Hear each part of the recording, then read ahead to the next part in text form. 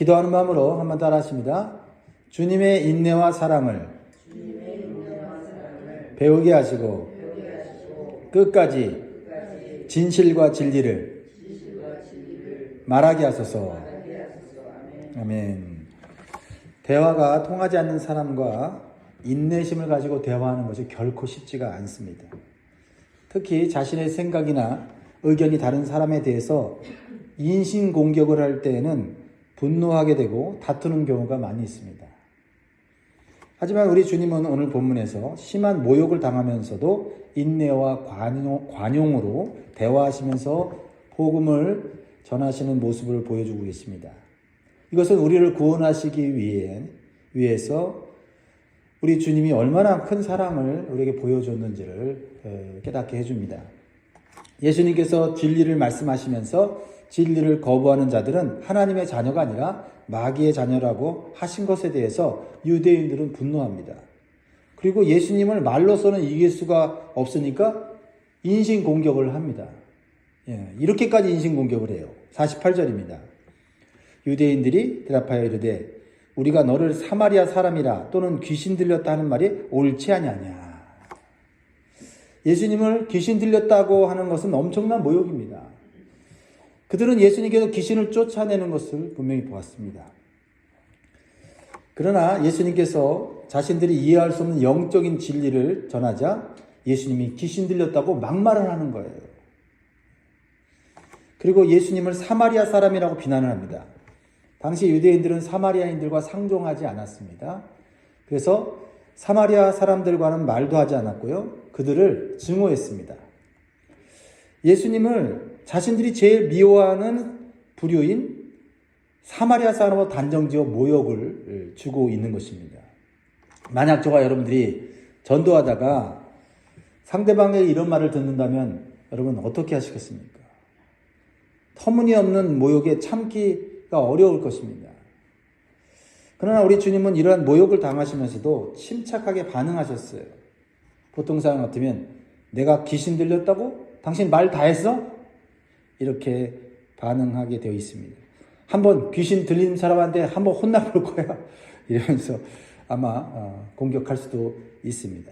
예수님에게는 우리보다 더 큰 힘과 권세가 있죠. 그렇죠? 예. 예수님이 한마디 하시면 생명을 잃을 수도 있습니다. 예수님이 손가락 하나만 건드려도 어떻게 되겠습니까? 당해낼 자가 없는 거죠. 그런데 예수님은 그들의 말을 그대로 받아서 나는 귀신 들린 것이 아니다 라고 이렇게 말씀하세요. 예수님의 이 모습에 저는 다시 한번 도전을 받고 나는 아직 멀었구나 하는 생각이 듭니다. 귀신 들렸다고 했을 때 나 귀신 든 거 아니야 라고 말하면서 지금 예수님이 하는 일이 뭔지를 또 자세하게 설명하세요. 예수님이 하시는 일은 하나님을 높이는 일이라고 침착하게 진실을 말씀하고 계십니다. 49절이에요. 예수께서 대답하시되 나는 귀신 들린 것이 아니라 오직 내 아버지를 공경함이거늘 너희가 나를 무시하는도다. 나는 내 영광을 구하지 아니하나 구하고 판단하시는 이가 계십니다. 예수님께서 이 귀신 들렸다는 말을 듣고도 나는 귀신 들린 게 아니고 나는 하나님의 영광을 위해서 지금 일하고 있는 거라고 말하고 있으면서 그러면서도 침착하게 참고 계속해서 진리를 말할 수 있는 이유는 오직 판단하시는 분은 하나님이시다라는 것을 예수님이 말씀하시면서 하나님이 다 보고 계시니까 나는 내가 하나님이 기뻐하는 일을 한다라고 말씀하시는 거예요. 그래서 예수님은 비록 모욕을 당하고 있지만 상대방에게 과도한 말이나 행동을 하지 않으시는 것을 보게 됩니다. 그리고 주님은 모욕을 당하면서도 진리를 전하는 목적을 잊지 않아요. 지금 예수님이 왜 그들에게 진리를 전하고 있는지를 예수님은 그 감정이 상한 중에도 잊지 않았다라는 겁니다. 우리가 대화하다가 감정에 사로잡히면 대화의 목적을 잃어버릴 때가 있어요. 선한 동기로 목적으로 일을 시작했는데 내 마음이 상하고 감정이 상하면은 내가 지금 이 일을 왜 하는지 몰라요. 그리고 그냥 그 감정에 사로잡혀서 대화하고 논쟁하고 다툴 때가 있다라는 겁니다. 근데 예수님은 지금 대화하고 있는 것은 상대방이 비록 나를 분노케 하고 나를 모욕해 하지만 나는 저 사람들에게 하나님의 진리를 전하는 것이 지금 내 목적이었어 라는 것을 잊지 않으셨다는 거예요. 그래서 비록 그들이 진리를 깨닫지 못하고 그들이 예수님을 인신공격하고 있지만 당신들은 영생 얻어야 돼. 그래야만 당신들이 행복할 수 있어 라고 하는 것을 전하고 계시다는 거예요. 51절입니다. 모욕하는 대상을 향하여 이렇게 말합니다. 진실로 진실로 너희에게 이르노니 사람이 내 말을 지키면 영원히 죽음을 보지 아니하리라. 영원히 죽음을 보지 않는 영생의 복음을 전하고 있다는 거죠. 뭐가 좋아서, 그죠?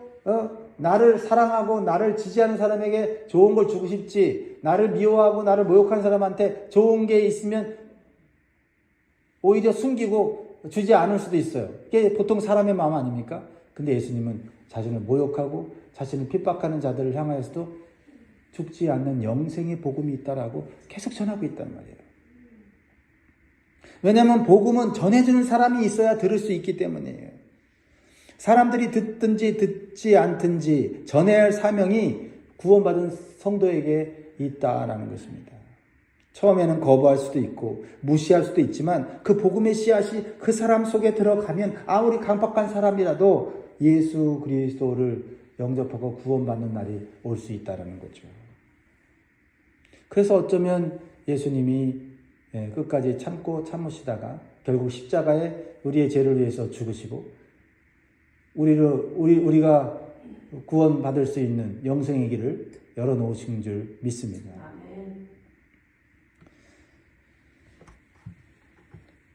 예수님께서는 계속해서 인내와 사랑으로 복음을 전하십니다. 하지만 그들은 마음이 강팍하여서 또다시 예수님을 귀신 들린 자로 여겨요. 한 번도 아니고 또 그러면 이거 참기 어렵지 않습니까? 52절 봅니다. 시작. 유대인들이 이르되 지금 네가 귀신 들린 줄을 아노라. 아브라함과 선지자들도 죽었거늘 네 말은 사람이 내 말을 지키면 영원히 죽음을 맛보지 아니하리라 하니. 그들이 존경하는 아브라함도 죽었고 선지자들도 다 죽었는데 예수님의 말씀을 지키면은 영원히 죽음을 맛보지 않는다 그러니까 이해가 안 되는 거죠.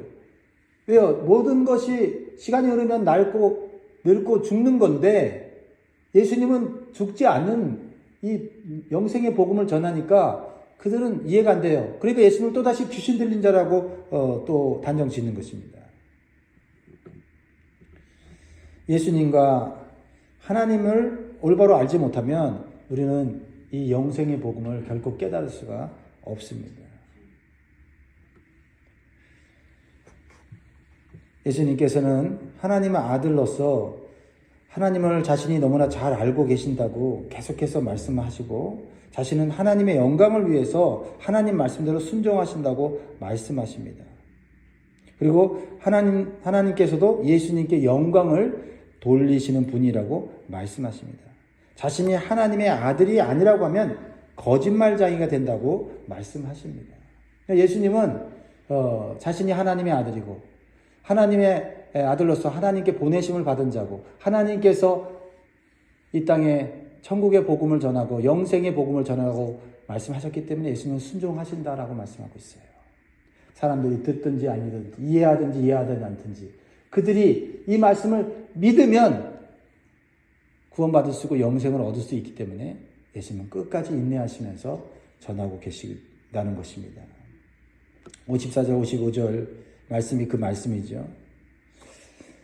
그렇습니다. 영적인 진리는 이해해서 아는 것이 아니라 믿을 때 알게 되고 깨닫게 되는 것인 줄 믿습니다. 우리가 엄마 뱃속에 있었던 것이나 태어난 순간을 본 적이 없죠. 엄마가 나를 낳았다고 하니까 낳았구나 하고 아는 거예요. 우리가 믿지 않으면 어떻게 됩니까?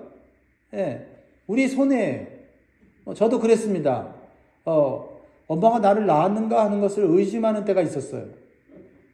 그래서 한동안 방황했거든요. 왜냐면 다른 동생들은 굉장히 어렸을 때부터 예쁘게 생기고 잘생긴 것 같은데 나는 못생기고 나는 뭐가 부족한 것 같아요. 엄마 아들이 아닌 것 같아요. 그래갖고 엄마 정말 나 낳았느냐고 엄마가 낳았다고 말을 하는데도 나는 혹시 다른 집에서 주워온 아이가 아닌가 하는 그런 초등학교 때가 있었거든요. 근데 엄마와 관계를 맺고 살아가다 보니 엄마가 나를 사랑하고 엄마가 나를 위해 희생하고 헌신하는 모습을 보면서 나 엄마 아들 맞구나 확신을 얻게 되었습니다. 유대인들은 예수님의 이해할 수 없는 말씀에 또 질문을 합니다. 예수님이 마치 믿음의 조상인 아브라함보다 더 큰 존재인 것처럼 말하는 것 같이 느껴졌기 때문이에요. 그래서 이런 질문을 하죠. 53절 너는 이미 죽은 우리 조상 아브라함보다 크냐? 또 선지자들도 죽었거늘 너는 너를 누구라 하느냐? 예수님이 하시는 말씀이 믿어지진 않는데 계속해서 꿋꿋하게 진실하게 말씀하시니까 뭔가 이게 느껴지는 게 있긴 있는 거예요. 그러니까 믿지는 않지만은 질문하고 싶은 거예요. 예수님 당신 누굽니까 도대체? 당신 말을 믿으면 영원히 죽지 않는다고 말을 하고 당신은 지금 아브라함보다 큰 사람입니까? 그 큰 아브라함도 죽었는데 당신은 지금 우리들한테 영생에 대해서 얘기하는 당신은 도대체 누굽니까? 그러자 예수님이 놀라운 말씀을 또 하시는 거예요. 56절 너희 조상 아브라함은 나의 때 볼 것을 즐거워하다가 보고 기뻐하였느니라. 이 말은 무슨 뜻입니까? 2000년 전인 사람인 아브라함이 예수님이 메시아로 오실 것을 바라보면서 즐거워하고 기뻐했다라는 것입니다.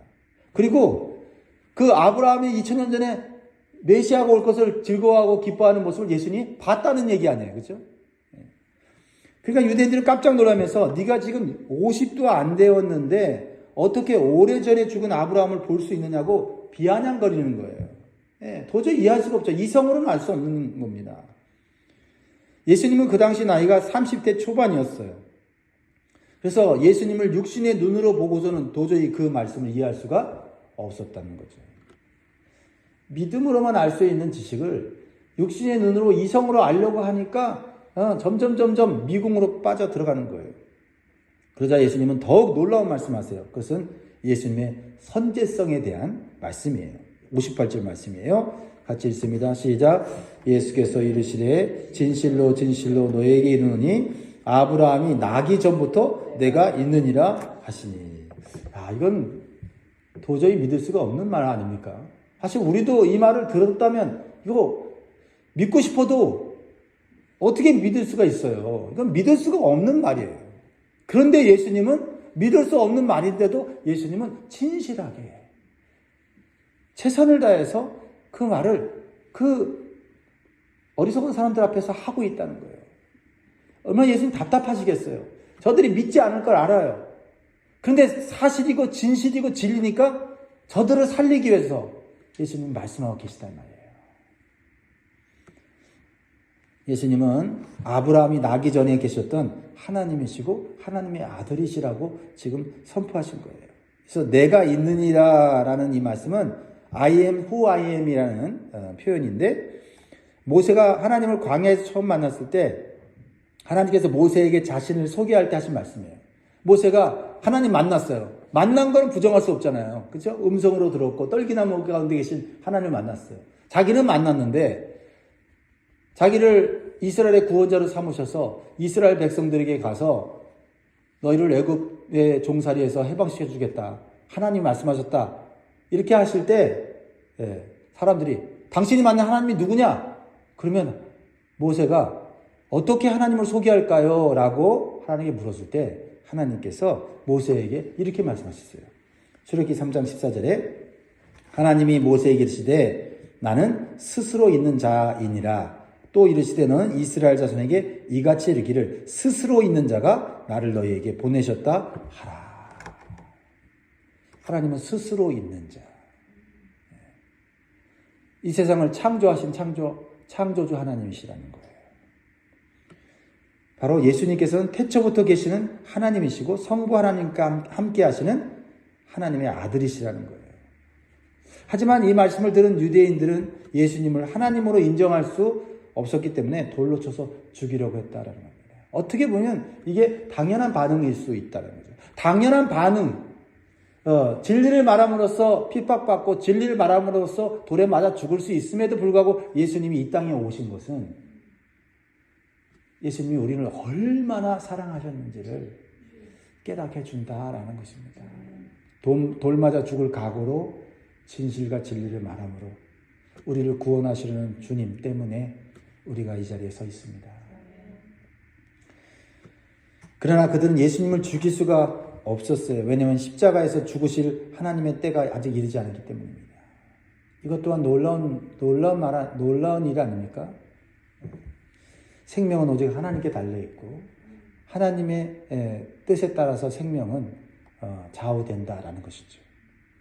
59절 그들이 돌을 치려 하거늘 예수께서 숨어 성전에서 나가시니라. 우리는 여기서 알 수 있는 것은 결코 논쟁이나 이성을 통해서는 예수님을 온전히 믿을 수 없다는 거예요. 우리가 예수님을 하나님의 아들로 그리스도로 믿는 것은 매우 특별한 은혜와 사랑을 받은 것입니다. 예수님께서 우리를 구원하시려고 지금까지 인내하시고 여러 가지 방법으로 우리를 영적인 진리와 복음을 깨닫게 하시고 믿게 하셨기 때문에 우리가 예수님을 믿고 구원을 받고 천국의 소망 가운데 신앙생활을 하고 있는 것입니다. 감사하시기 바랍니다. 이게 기적이에요. 예수 믿는 게 기적이고 예수님이 하나님의 아들이시고 그리스도이신 것이 믿어지는 게 이게 기적이에요. 이게 은혜고요. 이게 축복인 것입니다. 감사하시기 바랍니다. 그러므로 사랑하는 성도 여러분, 우리도 예수님처럼 복음을 전하고 진리의 말씀을 전할 때 받을 수 있는 모욕과 비난 앞에서 상대방을 이해하고 인내하면서 끝까지 진실과 진리를 전하는 자가 되어야 될 줄 믿습니다. 그러할 때 때가 되면 하나님의 뜻대로 열매를 맺게 될 줄 믿습니다. 오늘도 주님께 주신 이 하루를 복되고 아름답게 살아가시는 저와 여러분 되길 주의 이름으로 축원드립니다. 기도하겠습니다.